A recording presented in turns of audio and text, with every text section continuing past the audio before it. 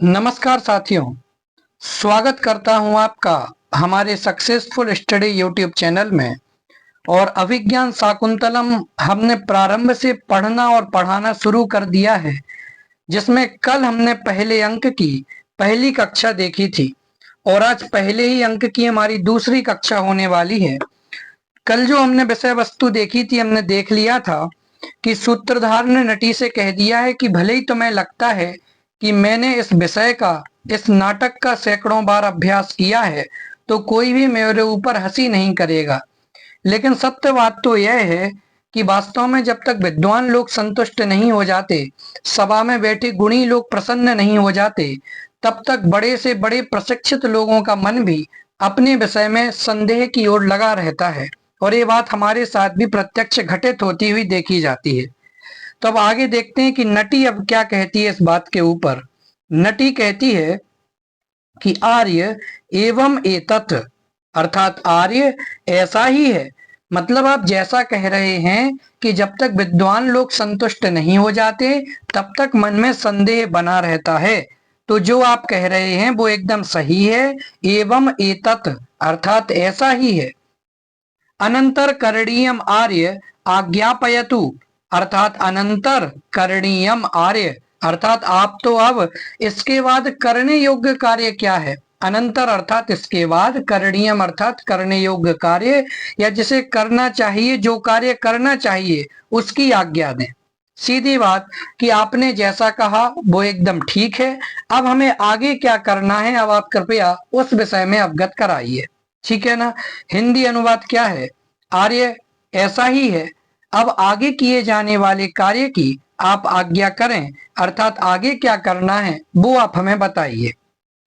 देखिए, तो सूत्रधार कहता है किमन्यत अस्याह परिषदाः श्रुति प्रसादनतः तदिदम एव तावद अचिर प्रवृत्तम उपभोग क्षमम ग्रीष्म समय अधिकृत्य गीयताम संप्रति ही। क्या कहता है, यदि इसको तोड़ें कि किम अन्यत अस्याह, किम अर्थात क्या है, अन्यत अर्थात इसके अलावा, अस्याह परिषदाः श्रुति प्रसादनतः, किम अन्यत यानी अलावा इसके क्या है। अस्याह अर्थात इस, परिषदा अर्थात सभा के, इस सभा में अथवा इस सदा सभा में जितने सदस्य उपस्थित हैं उसके श्रुति प्रसादनतः अर्थात श्रुते प्रसादनतः अर्थात कानों के प्रसन्न करने के अतिरिक्त किम अन्यत और क्या करना है। अर्थात हम लोग तो नाटककार हैं, सूत्रधार हैं, नाटक कराने वाले हैं, तो हमारा काम तो केवल और केवल यही है कि हम दर्शकों को खुश रखें, सभा को प्रसन्न रखें, सभासदों को प्रसन्न रखें। तो श्रुति प्रसादनतः अर्थात कानों को प्रसन्न करने के अतिरिक्त, अन्यत अर्थात अतिरिक्त, किम और क्या है, अन्यत किम और क्या करना है। तो हमारा काम तो सभा को प्रसन्न करना है। तत् इदम एव, इसलिए ही, तावत अचिर प्रवृत्तम माने बिना देर किए, अचिर, चिर अर्थात विलंब, लंबा समय, और अचिर अर्थात माने बिना किसी विलंब के, बिना किसी कार्य में लगे हुए, उपभोग क्षमम, उपभोग क्षमम अर्थात जिसका उपभोग किया जाता है। कब किया जाता है कि उपभोग क्षमम, ग्रीष्म समयम, ग्रीष्म समय को आधार करके, गीयताम अर्थात गाने को गाइए, ग्रीष्म ऋतु के संबंध में ही गीत को गाओ। तो उपभोग क्षमम अर्थात उपभोग करने के योग्य। तो शीघ्र ही प्रारंभ हुए, कैसे कि जल स्नान इत्यादि के द्वारा ग्रीष्म समय का उपभोग किया जाता है। कि यदि गर्मी आ गई है तो आदमी एक बार नहीं दो दो बार नहाना शुरू कर देता है, एसी में बैठना शुरू कर देता है।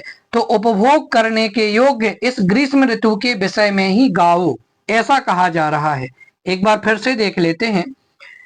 अस्याह परिषदाः अर्थात इस सभा के, श्रुति प्रसादनतः कानों को प्रसन्न करना, अन्यत किम इसके अलावा और क्या करना है, अर्थात इस सभा के कानों को प्रसन्न करना ही हमारा कर्तव्य है। तदिदमेव तावत अचिर प्रवृत्तम, इसलिए ही बिना किसी समय को गवाए हुए, बिना किसी विलंब के, उपभोग क्षमम उपभोग करने के योग्य, ग्रीष्म समयम अधिकृत ग्रीष्म समय को आधार बना करके, गीयताम अर्थात गाइये, संप्रति ही क्योंकि अभी इस समय। देखिए अब क्या कहता है सूत्रधार, तीसरा श्लोक पहले अंक का आपके सामने आ रहा है। सूत्रधार कहता है सुभग सलिलाव गाहा पाटल संसर्ग सुरभि वनवाता प्रच्छाय सुलभ निद्रा दिवसा परिणाम रमणीय। कि क्या कहता है कि सुभग सलिल अवगाह, कि सुभग अर्थात सुख कर, सुभग अर्थात क्या होता है, सुख कर लगता है। क्या सुख कर लगता है, ग्रीष्म ऋतु की विशेषताएं बताई जा रही हैं यहाँ पर, और ये आपसे पूछा जा सकता है यहाँ पर एक ग्रीष्म ऋतु की विशेषता है। उसने कहा ना कि ग्रीष्म ऋतु को आधार बना करके कोई गीत गाओ, तो वो यहाँ पर सूत्रधार ग्रीष्म ऋतु की विशेषताएं यहाँ पर बता रहा है। ठीक है ना, कैसे, क्योंकि क्यों गाओ, क्योंकि ग्रीष्म ऋतु में सुभग अर्थात अच्छा लगने लगता है। क्या अच्छे लगने लगता है, सलिल अवगाह अर्थात सलिल अर्थात जल, और अवगाह अर्थात उसमें स्नान करना। तो ग्रीष्म ऋतु के समय अर्थात जब भी गर्मी का मौसम आता है तो जल में स्नान करना अच्छा लगने लगता है। तो ये पहली विशेषता हो गई ग्रीष्म ऋतु की। दूसरी बात क्या बता रहे हैं, पाटल संसर्ग सुरभि वनवाता, कि भैया गर्मी में क्या होता है, हवा चलती है, वायु चलती है, तो पाटल, पाटल अर्थात होता है गुलाब, पाटल अर्थात क्या होता है, गुलाब। तो पाटल अर्थात गुलाब के संसर्ग अर्थात संपर्क से सुरभि अर्थात सुगंधित हो गई है। क्या, वन वाताह अर्थात वन की वायु, वात अर्थात क्या होता है, वायु, हवा। तो गुलाबों के संपर्क करने के कारण से अर्थात हवा चल रही है, और उस हवा ने जैसे ही गुलाब का संपर्क किया तो उसमें से भी गुलाब के जैसे ही खुशबू आने लगी। तो वहां की पूरी हवा कैसी हो रही है, गुलाब के जैसी सुगंधित हो रही है, गुलाब के जैसी सुगंध को फैला रही है। ये है ग्रीष्म ऋतु की दूसरी विशेषता। ग्रीष्म ऋतु की तीसरी विशेषता क्या है कि प्रच्छाय सुलभ निद्रा, कि जब भी ग्रीष्म ऋतु का समय आता है, गर्मी का समय नजदीक आता है, गर्मियां होने लगती हैं, तो प्रच्छाय अर्थात जो छाया है, पेड़ों के नीचे वाली छाया है या फिर घरों के अंदर जो छाया है, उस छाया में सुलभ निद्रा अर्थात नींद आना सुलभ हो जाता है, आसान हो जाता है। गर्मियों में छाया में बड़ी जल्दी निद्रा आ जाती है, आसानी से नींद लग जाती है। तो ये तीसरी विशेषता हो गई। और चौथी विशेषता दिवसाह परिणाम रमणीयाह, कि सायंकाल के अवसर पर सब कुछ मनोहर लगने लगता है। क्या, दिवस अर्थात दिन, कि जो दिवसाह अर्थात दिन है वो परिणाम रमणीयाह, परिणाम रमणीय का अर्थ होता है कि सायंकाल के अवसर पर, यानी दिन था वो परिणम गया, बदल गया, परिणाम रमणीय, तो शाम के अवसर पर मनोहर लगने लगता है। गर्मियों में ये बताइए दिन का समय किसे अच्छा लगता है, लोग बाहर निकलना तक पसंद नहीं करते, शहरों में लोग ढक करके चलना पसंद करते हैं, किसी को वो गर्मी का स्ट्रोक आ गया, किसी को कुछ हो गया, तो दिन अच्छा नहीं लगता गर्मियों में। गर्मियों में क्या लगती है, शाम अच्छी लगने लगती है। तो यहाँ पर चार इन्होंने ग्रीष्म ऋतु की विशेषताएं बताई कि सुभग सलिलाव गाहा अर्थात गर्मियों में, सलिल अर्थात जल में, अवगाह अर्थात स्नान करना, सुभग अर्थात अच्छा लगता है। वहीं पर पाटल संसर्ग, गुलाबों का संसर्ग होने के कारण, संपर्क होने के कारण, वनवाताह अर्थात वन की वायु सुरभि अर्थात सुगंधित हो गई है। वहीं पर प्रच्छाय सुलभ निद्रा, और गर्मियों में छाया में नींद आना अच्छा लगने लगता है। और दिवसाह परिणाम रमणीय, की जो दिन है, जो दिवस का समय है, वो सायंकाल के अवसर पर मनोहर लगने लगते हैं। इस प्रकार से यहाँ पर ग्रीष्म ऋतु की विशेषताएं बताई हैं। ठीक है ना, अन्वय देख लेते हैं। सुभग सलिलाव गाहा अर्थात जल में स्नान करना अच्छा लगता है। पाटल संसर्ग सुरभि वनवाता, गुलाब के संसर्ग से वायु सुगंधित हो गई है। प्रच्छाय सुलभ निद्रा, नींद सुलभता से आसानी से आने लगती है। और दिवसाह परिणाम रमणीय, कि जो दिन है वो जब बदलता है सायंकाल के समय पर ही अच्छा लगता है, जब सूर्य अस्ताचल की ओर बढ़ चला होता है। हिंदी अनुवाद, जल में स्नान करना, यहाँ पर स्नान है, जल में स्नान करना अच्छा लगता है। गुलाबों के संसर्ग से वन का पवन सुगंध युक्त हो रहा है। सघन छाया में निद्रा सरलता से आती है और दिवस सायंकाल के समय पर मनोहर होते हैं। उम्मीद है कि आपको ये श्लोक समझ में आ गया होगा। यदि आपको समझ में नहीं आया हो तो आप कमेंट में हमें बता सकते हैं, मैं उसको आपका अर्थ क्लियर कर दूंगा। इस प्रकार से सूत्रधार ने कहा कि यहाँ पर ग्रीष्म ऋतु के समय को आधार बना करके कोई गीत गाओ, क्योंकि इस समय क्या क्या हो रहा है। तो उसने 4 विशेषताएं आपको बता दी।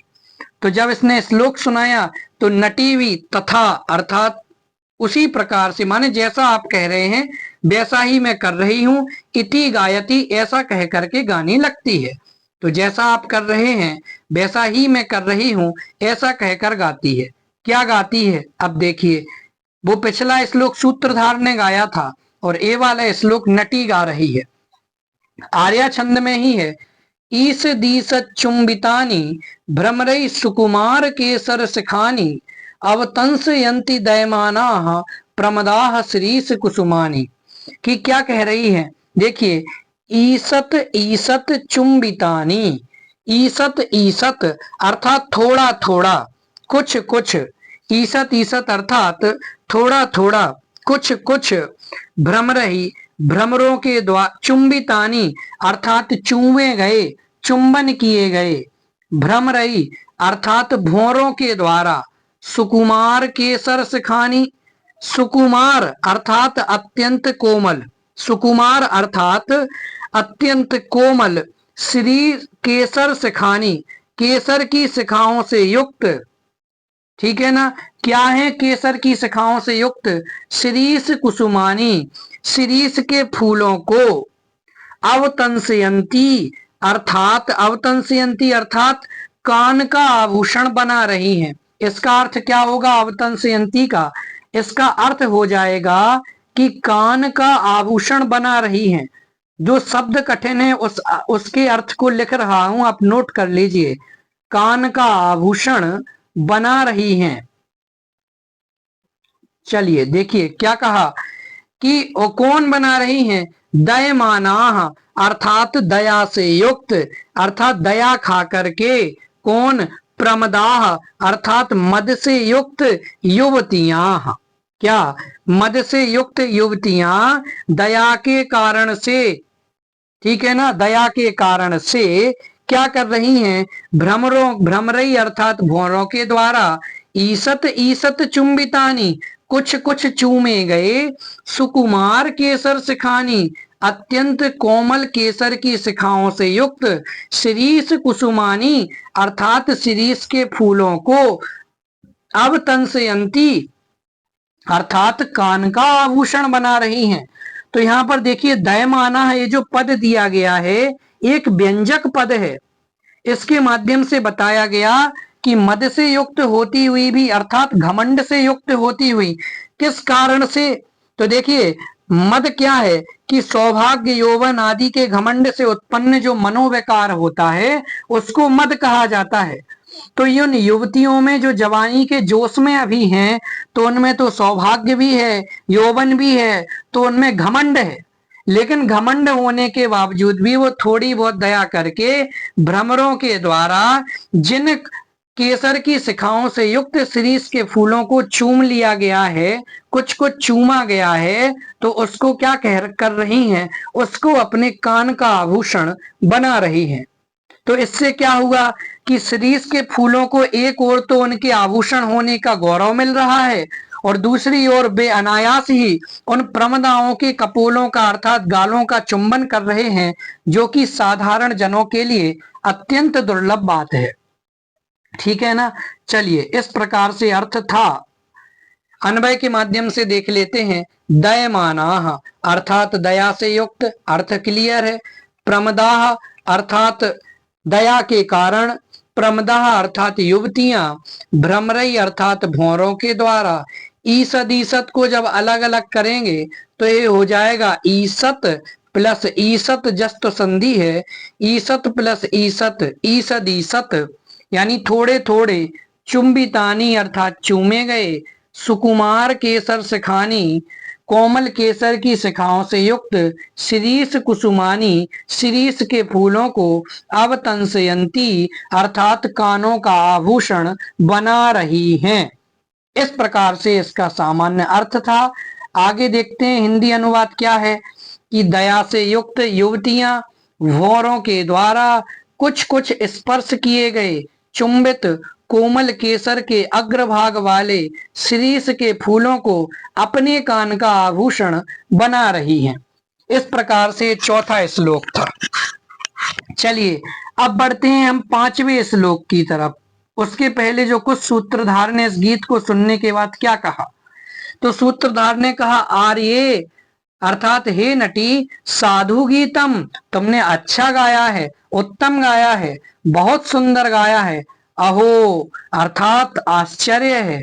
अहो कैसा शब्द है, आश्चर्य सूचक अव्यय है कि आश्चर्य है कि रागबद्ध, क्या रागबद्ध चित्तवृत्ति लिखित इव सर्वतोरंगः तदिदानीं कतमत प्रकरणमाश्रित्यैन आराधयामः।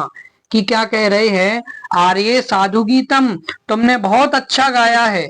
अहो आश्चर्य है कि रागबद्ध चित्तवृत्ति रा लिखित इव, कि राग अर्थात गाने के द्वारा बंधी हुई या फिर आकृष्ट चित्तवृत्ति आलिखित एव अंतःकरण वाले सभी दर्शक लोग कैसे आलिखित एव चित्र लिखित के समान लग रहे हैं। यानी जैसे बिल्कुल एकदम फोटो खींच दिया हो, जैसे फोटो खींच दिया हो किसी का, तो आदमी तो सजीव है लेकिन उसमें वो हिलता जुलता नहीं दिखाई देता है।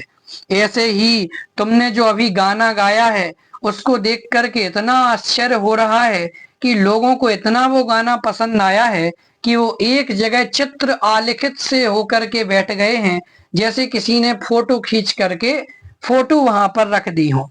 तो तुमने बहुत अच्छा गाया है, लेकिन इस रागबद्ध चित्तवृत्ति रालिखित एवं सर्वतोरंग की क्या कहते हैं कि यहाँ पर जितने भी लोग हैं वे राग के कारण से गाना के द्वारा आकृष्ट अंतःकरण वाले सभी दर्शक लोग चित्र लिखित से हो गए हैं। तो कतमत प्रकरण माश्रित्यैन आराधयामः, इसलिए इस समय कतमत अर्थात किस प्रकरणम आश्रित्य, किस प्रकरण को आधार बना करके एनम आराधयामः अर्थात इसकी आराधना करें, इस दर्शक लोगों को प्रसन्न करें, इस समाज को प्रसन्न करें कि भैया इस समय जो तुमने गीत गाया तो वो गीत लोगों को इतना पसंद आया कि वो चित्र लिखित होकर कैसे बैठ गए हैं। इसलिए अब इस समय कैसा क्या प्रकरण उठाया जाए, ऐसी क्या बात कही जाए जिसके माध्यम से इस समाज को प्रसन्न किया जाए। चलिए देखिए हिंदी अनुवाद। आर्ये तुमने बहुत सुंदर गाया है। आश्चर्य है कि राग अर्थात गाना के द्वारा आकृष्ट अंतःकरण वाले दर्शक लोग सभी ओर चित्र लिखित से लग रहे हैं। इसलिए इस समय किस प्रकरण को लेकर इस समाज को प्रसन्न करें, अर्थात इस समाज को प्रसन्न किया जाए। देखिए तो नटी क्या कहती है, नन्वार्य मिश्र ही प्रथम नेवाज्ञप्त, प्रथम मेव, ठीक है ना, प्रथम मेव आज्ञप्तम अभिज्ञान शाकुंतलम नामापूर्वम नाटकम प्रयोगे ध्येय क्रियतामिति। क्या कहते हैं, ननु आर्य मिश्रई, आर्य ननु आर्य मिश्रई, आर्य आपने प्रथमम एव आज्ञप्तम, आपने पहले ही आज्ञा दे दी थी। आर्य आपने पहले ही आदेश दे दिया था कि अभिज्ञान शाकुंतलम नामापूर्वम, तो नाम धन अपूर्वम, कि आर्य आपने पहले ही आज्ञा दे दी थी कि अभिज्ञान शाकुंतलम नामक अपूर्व नाटकम प्रयोगे अधिक्रियताम इति, कि अभिज्ञान शाकुंतलम नाटक नामक अपूर्व नाटक का अभिनय किया जाएगा, यानी उसको अधिकार में लिया जाएगा। तो सूत्रधार भूल गया, इसने जो गाना गाया नटी ने, तो सूत्रधार कहता है तुमने बहुत अच्छा गाया, सभी लोग चित्र लिखित से हो गए हैं, ऐसा लग रहा है जैसे फोटो खींच करके रख दिए गए हों। तो अब किस प्रकरण को लेकर के समाज को प्रसन्न किया जाए? तो नटी याद दिलाती है कि हे आर्य, आपने पहले ही आदेश कर दिया था कि अभिज्ञान शाकुंतलम नामक अपूर्व नाटक का अभिनय किया जाना चाहिए। तो सूत्रधार क्या कहता है, देखिए सूत्रधार कहता है आर्य सम्यक अनुबोधितोस्मि, कि तुमने बिल्कुल सम्यक यानी अच्छा, ठीक, अनुभोदिता अस्मि अर्थात स्मरण कराया है, तुमने पुनः मुझे ठीक स्मरण कराया है। अस्मिन क्षणे विस्मृतम खलु मया, इस समय तो मैं भूल गया था, इस समय तो मेरे माध्यम से विस्मृत हो गया था। कुतः, क्योंकि। तो आर्य तुमने ठीक स्मरण कराया है, क्योंकि इस समय तो मैं यह भूल ही गया था। क्योंकि, क्यों भूल गया था? देखिए कारण बताते हैं। तवास्मि गीत रागेण हारिणा प्रसभम हृतः, एस राजेव दुष्यन्तः सारंगेणातिरंहसा। फिर से, तवास्मि गीत रागेण हारिणा प्रसभम हृतः, एस राजेव दुष्यन्तः सारंगेणातिरंहसा। कि क्या कहते हैं? तव अर्थात तुम्हारे, ठीक है ना, तव अर्थात तुम्हारे, अस्मि अर्थात हूं, ठीक है ना, तो मैं के साथ अस्मि जुड़ेगा, तो तुम्हारे गीत रागेण अर्थात गाने के राग से, संगीत के राग से, अर्थात जिस तरीके से तुमने गाना गाया है उससे। तो हारिणा अर्थात तव अर्थात तुम्हारे, हारिणा अर्थात हरण करने वाले, मन को हरण करने वाले, मनोहर लगने वाले, इस गीत रागेण अर्थात संगीत के राग से, संगीत के राग से, प्रसभम अर्थात बलात् या बलपूर्वक, हठ पूर्वक, हृतः अर्थात हरण कर लिया गया हूं। तुम्हारे इस मनोहर संगीत के राग से मैं बलपूर्वक या हठ पूर्वक, हृतः अर्थात हरण कर लिया गया हूं, ठीक है ना। एस राजेव दुष्यंतः, एस अर्थात यह राजा, दुष्यंतः एव, इस राजेव राजा धन एव, इस राजा के समान, किस राजा के समान? दुष्यंत के समान, इस राजा दुष्यंत के समान, सारंगेण अतिरंहसा, अतिरंहसा अर्थात अत्यधिक वेग वाले, क्या?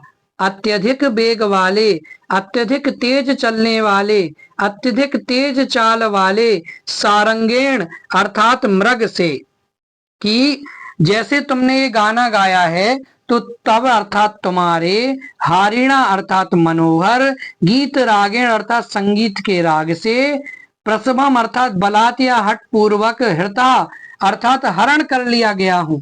लेकिन किस प्रकार हरण कर लिया गया हूं? कि जैसे ये राजा दुष्यंत अतिरंहसा अर्थात अत्यधिक तेज चलने वाले, दौड़ने वाले, सारंग अर्थात मृग के माध्यम से हरण कर लिए गए हैं, अर्थात अत्यंत दूर ले जाए गए हैं। तो जिस प्रकार से राजा दुष्यंत इस हिरण के माध्यम से, इसकी अत्यधिक तेज चाल के माध्यम से बहुत दूर तक ले जाए गए हैं, उसी प्रकार से मैं तुम्हारे इस संगीत के राग से सब कुछ भूल गया हूं, बेसुध हो गया हूं। बोलिए कितने अच्छे तरीके से यहाँ पर बताया है, ठीक है ना। एक बार फिर से देख लेते हैं। तव अर्थात तुम्हारे, हारिणा अर्थात मनोहर लगने वाले, गीत रागेण अर्थात संगीत के राग से, प्रसभम अर्थात बलपूर्वक या हठ पूर्वक, हृतः अर्थात हरण कर लिया गया, अस्मि अर्थात हूं, तो मैं के साथ अस्मि जुड़ेगा। तो मैं तुम्हारे मनोहर संगीत के राग से हरण कर लिया गया हूं। कैसे? एस राजेव दुष्यंतः, इस राजा दुष्यंत की भांति, जैसे राजा दुष्यंत अतिरंगसा अत्यधिक तेज चलने वाले, सारंगेण अर्थात सारंग के माध्यम से बहुत दूर तक ले जाए गए हैं, उसी प्रकार से मैं भी तुम्हारे संगीत के राग से सब कुछ भूल गया हूं। ये नहीं पता कि कहां से कहां पहुंच गया हूं। अन्वय देख लेते हैं। तव हारिणा गीत रागेण अहम अतिरंहसा सारंगेण एव राजा दुष्यंतः एव प्रसभम हृतः अस्मि। अर्थात तुम्हारे मनोहर संगीत के राग से अत्यधिक तेज चाल वाले सारंग के हिरण के माध्यम से राजा दुष्यंत के समान मैं भी बलपूर्वक या हठ पूर्वक तुम्हारे द्वारा हरण कर लिया गया हूँ। हिंदी अनुवाद देखते हैं। तुम्हारे मनोहर संगीत के राग मिठास से मैं हठात या बलपूर्वक वैसे ही हर लिया गया हूं जिस प्रकार वेग वाले मृग के द्वारा यह राजा दुष्यंत हर लिए गए हैं, अर्थात दूर ले जाए गए हैं। इस प्रकार से आज के हमारे जो 3 श्लोक थे, तीसरा, चौथा और पांचवा, उसको मैंने अभी आप सभी के सामने रखा है। अंत में इस श्लोक के बाद में 2-3 शब्द दिए गए हैं, तो एक पंक्ति लिखी है, उसमें 2 शब्द लिखे हैं, इति निष्क्रांतौ। इति निष्क्रांतौ अर्थात ऐसा कह करके निकल जाते हैं। कौन कौन निकल जाते हैं कि रंगमंच पर जो जो उपस्थित था। अब रंगमंच पर कौन कौन उपस्थित था, तो रंगमंच के ऊपर सूत्रधार और नटी उपस्थित थे। तो वो ये सब श्लोक मिश्लोक और ग्रीष्म ऋतु की विशेषताएं बताते हुए और तुम्हारे संगीत के राग से मैं किस प्रकार से सुधभूल हो गया हूँ, वो सब बताते हुए यहाँ से निकल जाते हैं। और यहाँ इस प्रकार से वो एक प्रस्तावना की ओर संकेत कर देते हैं, एक भूमिका सी बना देते हैं कि क्या कि उसने ये भी बता दिया कि मैं किस प्रकार से तुम्हारे संगीत के राग से भूल गया, और ये इशारा भी कर दिया कि जिस प्रकार से राजा दुष्यंत इस हिरण के द्वारा सब कुछ शुद्ध भूल हो करके अत्यंत दूर की ओर ले जाए गए हैं, उसी प्रकार से मैं भी इस आप तुम्हारे संगीत के राग से अत्यंत दूर ले जाया गया हूँ। तो वो मंच की ओर इशारा करके निकल जाता है, और उसी समय पर किसका प्रवेश होता है, राजा दुष्यंत का अपने सूत अर्थात सारथी के साथ प्रवेश होता है। और वो मृग कौन सा था, कृष्णसार नाम का मृग था, उसके ऊपर ददत चक्षु। इस प्रकार से जो श्लोक आने वाला है उसके माध्यम से हम अपनी अगली कक्षा रखेंगे, और कल भी हम 3 और 4 श्लोक, लगभग 3 से 4 श्लोक देखने का प्रयास करेंगे। इस प्रकार से आज पहले अंक के 5 श्लोक तक की अपनी बात पूरी होती है। कल देखेंगे 3 से 4 श्लोक, कल से हम पुनः देखेंगे, क्योंकि 4-4 लाइन के श्लोक हैं, छंद हैं, और चूंकि अत्यंत महत्वपूर्ण है, परीक्षा में पूछे जाने वाले होते हैं, और इसके अलावा भाषा भी थोड़ी सी कठिन है, तो थोड़ा से आराम से चलते हुए देखते हैं। धन्यवाद। जय हिंद।